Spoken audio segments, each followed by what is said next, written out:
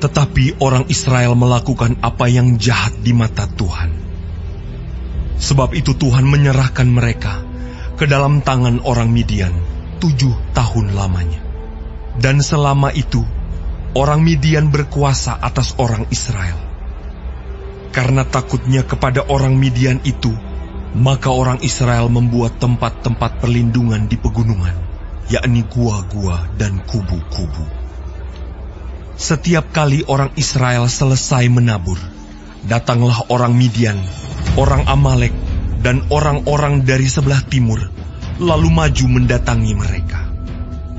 Berkemahlah orang-orang itu di daerah mereka, dan memusnahkan hasil tanah itu sampai ke dekat Gaza, dan tidak meninggalkan bahan makanan apapun di Israel, juga domba atau lembu atau keledai pun tidak. Sebab orang-orang itu datang maju dengan ternaknya dan kemahnya, dan datangnya itu berbanyak-banyak seperti belalang.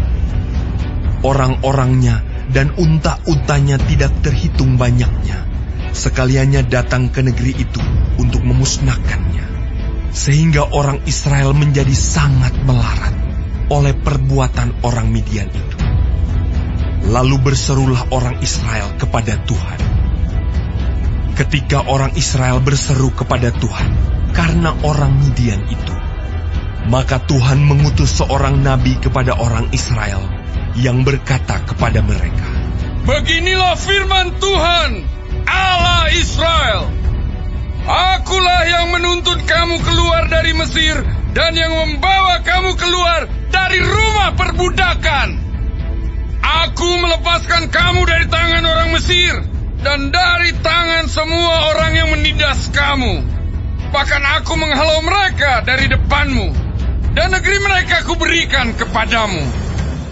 Dan aku telah berfirman kepadamu, Akulah Tuhan Allahmu. Maka janganlah kamu menyembah Allah orang Amori, yang negerinya kamu diami ini. Tetapi kamu tidak mendengarkan firmanku itu." Kemudian datanglah malaikat Tuhan dan duduk di bawah pohon tarbantin di Ofrah, kepunyaan Yoas, orang Abiezer itu. Sedang Gideon anaknya mengirik gandum dalam tempat pemerasan anggur, agar tersembunyi bagi orang Midian. Malaikat Tuhan menampakkan diri kepadanya dan berfirman kepadanya demikian, "Tuhan menyertai engkau, ya pahlawan yang gagah berani." Jawab Gideon kepadanya, Tuanku, jika Tuhan menyertai kami, mengapa semuanya ini menimpa kami? Di manakah segala perbuatan-perbuatannya yang ajaib yang diceritakan oleh nenek moyang kami kepada kami? Ketika mereka berkata, "Bukankah Tuhan telah menuntun kita keluar dari Mesir? Tetapi sekarang Tuhan membuang kami dan menyerahkan kami ke dalam cengkeraman orang Midian." Lalu berpalinglah Tuhan kepadanya dan berfirman, "Pergilah dengan kekuatanmu ini, dan selamatkanlah orang Israel dari cengkraman orang Midian. Bukankah aku mengutus engkau?" Tetapi jawabnya kepadanya, Tuanku, dengan apakah akan kuselamatkan orang Israel?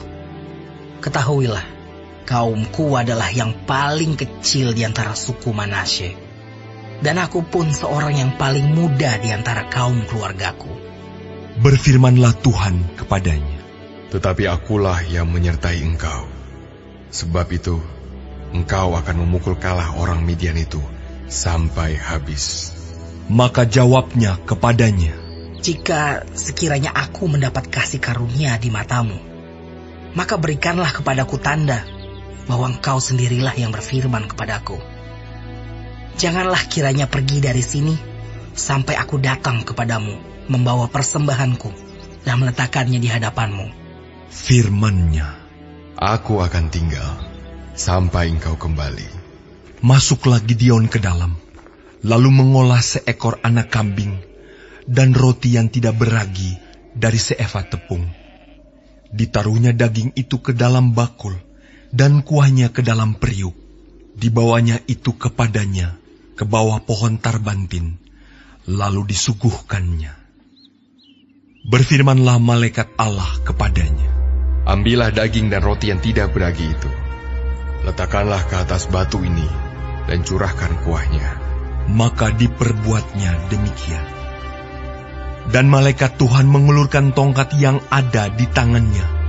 Dengan ujungnya disinggungnya daging dan roti itu. Maka timbullah api dari batu itu dan memakan habis daging dan roti itu. Kemudian hilanglah malaikat Tuhan dari pandangannya. Maka tahulah Gideon bahwa itulah malaikat Tuhan. Lalu katanya, "Celakalah aku, Tuhanku Allah, sebab memang telah kulihat malaikat Tuhan dengan berhadapan muka." Tetapi berfirmanlah Tuhan kepadanya, "Selamatlah engkau, jangan takut, engkau tidak akan mati." Lalu Gideon mendirikan mezbah di sana bagi Tuhan dan menamainya Tuhan itu Keselamatan. Mezbah itu masih ada sampai sekarang di Ofra, kota orang Abiezer. Pada malam itu juga Tuhan berfirman kepadanya, "Ambillah seekor lembu jantan kepunyaan ayahmu, yakni lembu jantan yang kedua, berumur 7 tahun. Runtuhkanlah mezbah Baal kepunyaan ayahmu, dan tebanglah tiang berhala yang di dekatnya. Kemudian dirikanlah mezbah bagi Tuhan Allahmu di atas kubu pertahanan ini dengan disusun baik. Lalu ambillah lembu jantan yang kedua, dan persembahkanlah korban bakaran dengan kayu tiang berhala yang akan kau tebang itu." Kemudian Gideon membawa 10 orang hambanya, dan diperbuatnyalah seperti yang difirmankan Tuhan kepadanya. Tetapi karena ia takut kepada kaum keluarganya dan kepada orang-orang kota itu, untuk melakukan hal itu pada waktu siang, maka dilakukannya pada waktu malam. Ketika orang-orang kota itu bangun pagi-pagi, tampaklah telah dirobohkan mezbah Baal itu, telah ditebang tiang berhala yang di dekatnya, dan telah dikorbankan lembu jantan yang kedua di atas mezbah yang didirikan itu.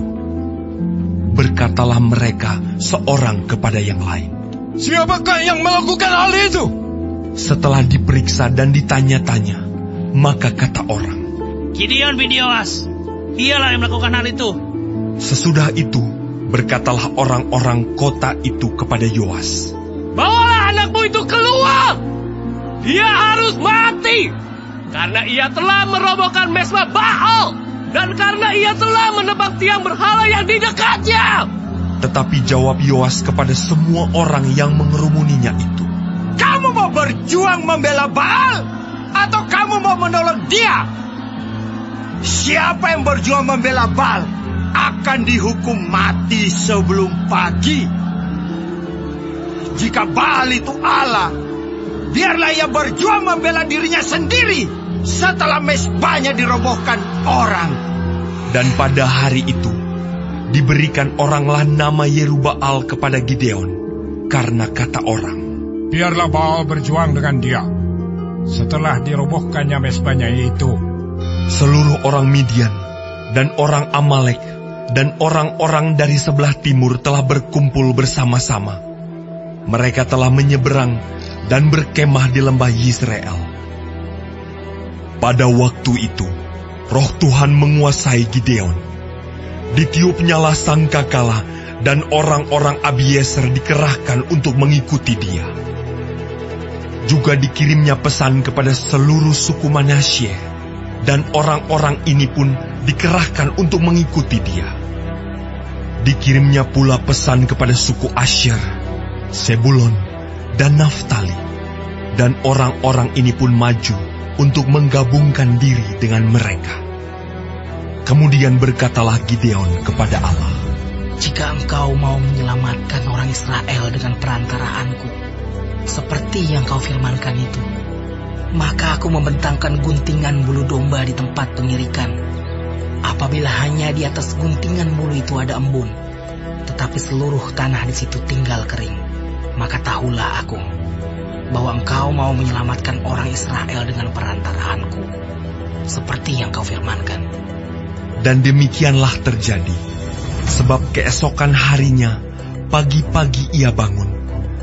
Dipulasnya guntingan bulu itu, dan diperasnya air embun dari guntingan bulu itu, secawan penuh air. Lalu berkatalah Gideon kepada Allah, "Janganlah kiranya murka-Mu bangkit terhadap aku, apabila aku berkata lagi, sekali ini saja. Biarkanlah aku satu kali lagi saja mengambil percobaan dengan guntingan bulu itu. Sekiranya yang kering hanya guntingan bulu itu, dan di atas seluruh tanah itu ada embun." Dan demikianlah diperbuat Allah pada malam itu, sebab hanya guntingan bulu itu yang kering, dan di atas seluruh tanah itu ada embun.